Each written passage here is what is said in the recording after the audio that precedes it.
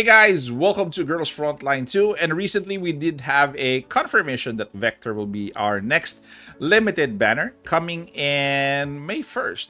So before you decide on her, before you decide on pulling for her, before you decide on how many copies, before you decide to get her gun, before you decide on anything else regarding Vector, please listen to me and may I have your attention. She is one of the best supports that we have in the game, particularly for a burn team. So take note, she's gonna be very, very good for your burn team. The only reason why I think you won't be getting her is because you're prioritizing other elements right now. But if you do have a fully built bird team that is only waiting for Vector, then definitely you're gonna be getting her. Plus, we're gonna be discussing how many copies of her do you need, and also do you need her gun.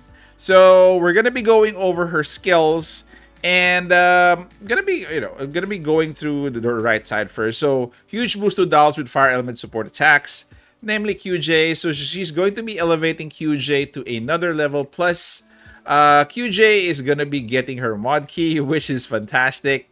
So currently the only doll with great fire debuffs, but it doesn't. Your other teammates do have fire debuffs as well, but she's gonna have the best of them or the most of them.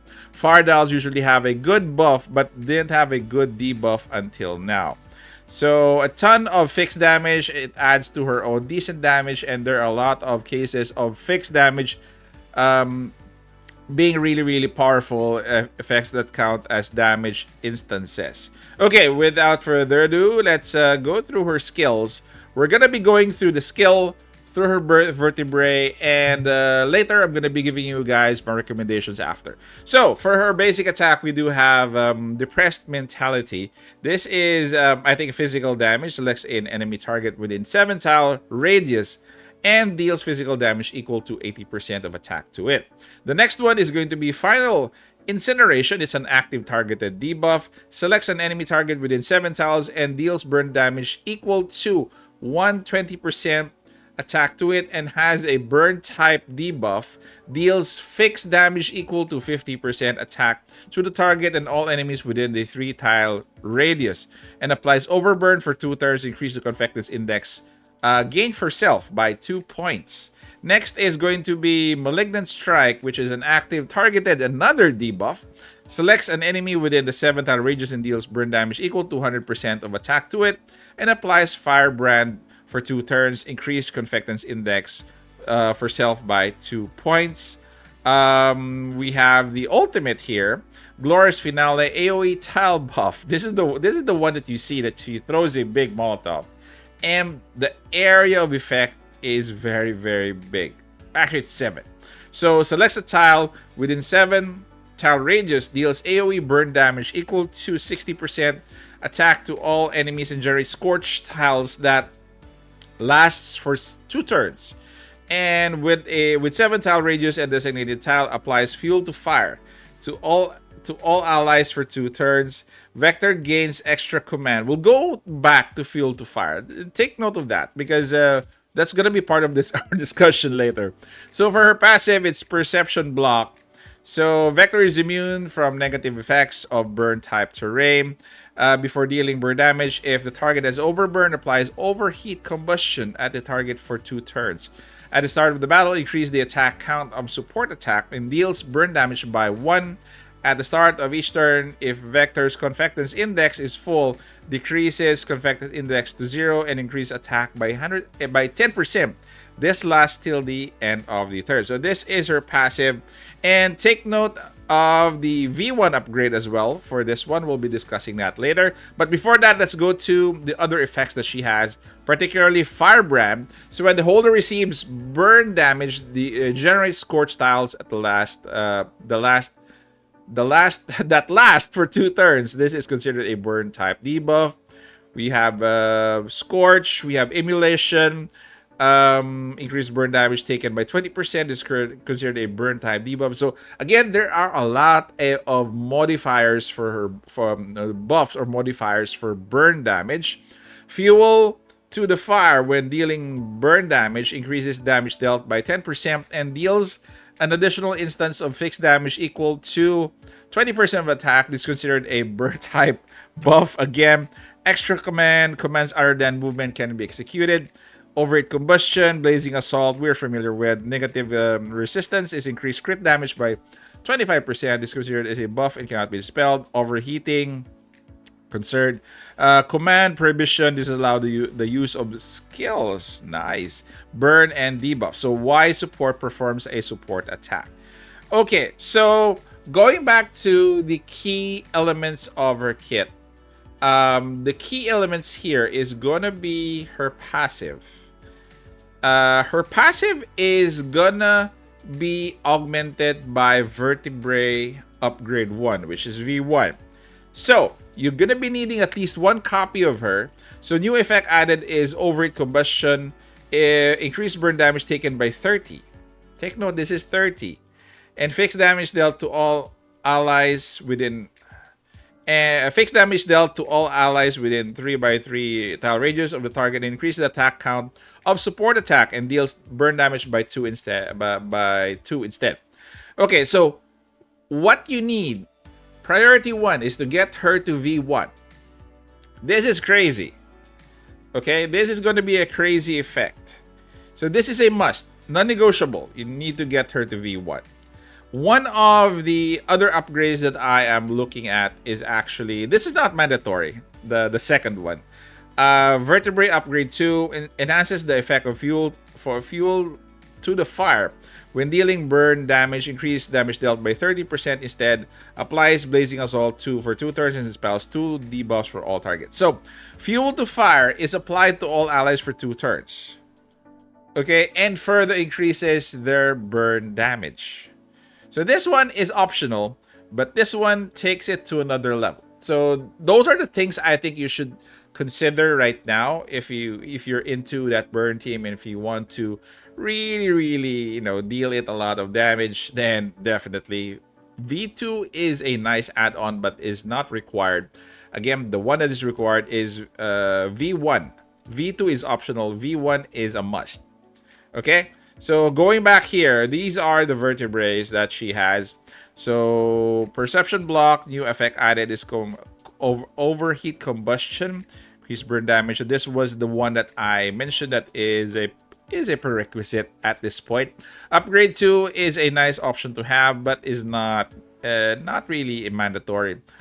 Upgrade 3 up to 6, really up to you. If you wanna move her further down the needle, it's really up to you if how badly you want your vector to be OP, or how badly you want your burn team to go further.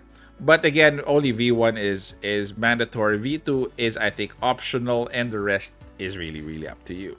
Okay, so we do have fixed keys here. Final Incineration. If the skill is killed target, generates scorched tiles with 3 tile radius. Target for 2 turns. This is nice. At the start of the battle, increase effectiveness by 3, which is nice as well. Before using an active attack, dispels 2 buffs from the target. This is nice. This is a utility spell. Really depends on what you need. As I build her, probably going to be focusing more on the fixed keys. Right now, these are just your options. When an active attack deals damage against a target, deals additional instance of fixed damage equivalent to 50% of attack. When Vector is on a burn type tile, decreased damage received. Okay, this is more defensive. If Orburn is applied to an enemy within attack range, undergoes instance of Y support, dealing burn damage. So she does have her own support. So definitely you will be needing this one, the fixed key number 6. This should be in her kit. So affinity, common key, so attack +5 at the start of the turn. If there are enemies with burn type debuffs, increase attack by 8%. This could be put on QJ, or a secondary damage dealer that has better, damage, higher damage. So you could use it on her. So again, if you want copies of her, 1 is mandatory, and that's it. V2 is optional. And let's go over to her gun. So again, she's gonna be a badass in terms of enhancing damage over team and dishing damage for herself as well. For the recommended weapon, we have Svarog here.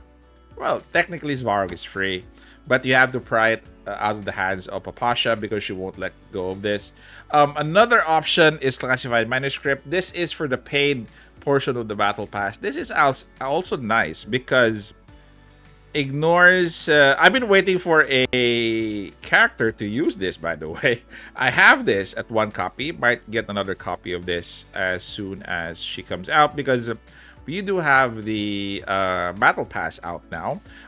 This one is going to be ignores target's defense in a maximum. Again, there's a lot of percentages here depending on the copy of the gun.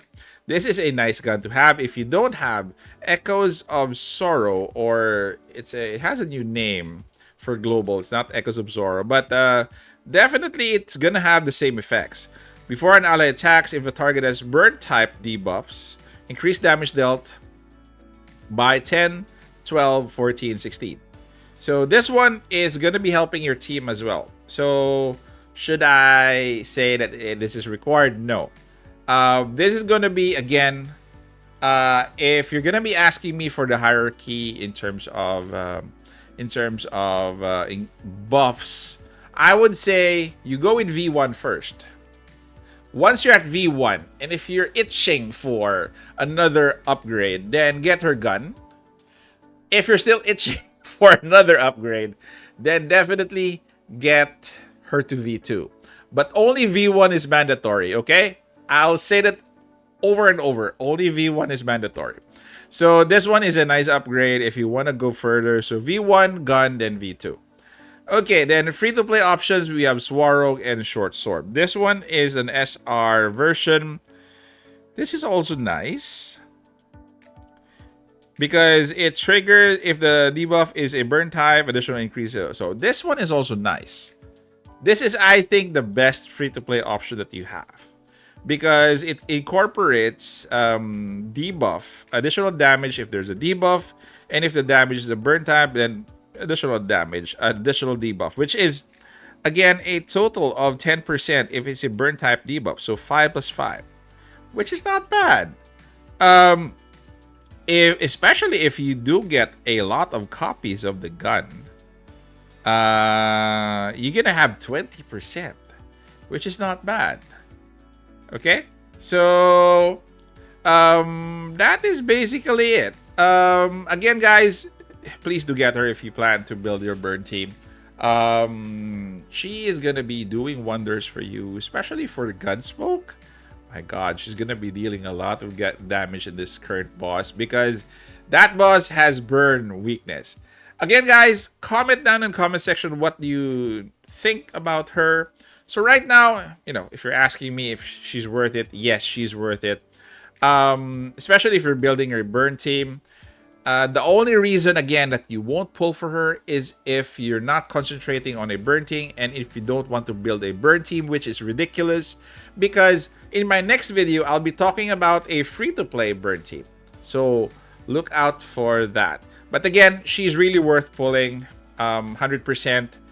V1, please do it. Up to V1. That's the minimum requirement. No gun, and that's the minimum requirement. V1. Thank you guys for staying this far. Take care, stay safe. This is the Warden, and I'm out of here.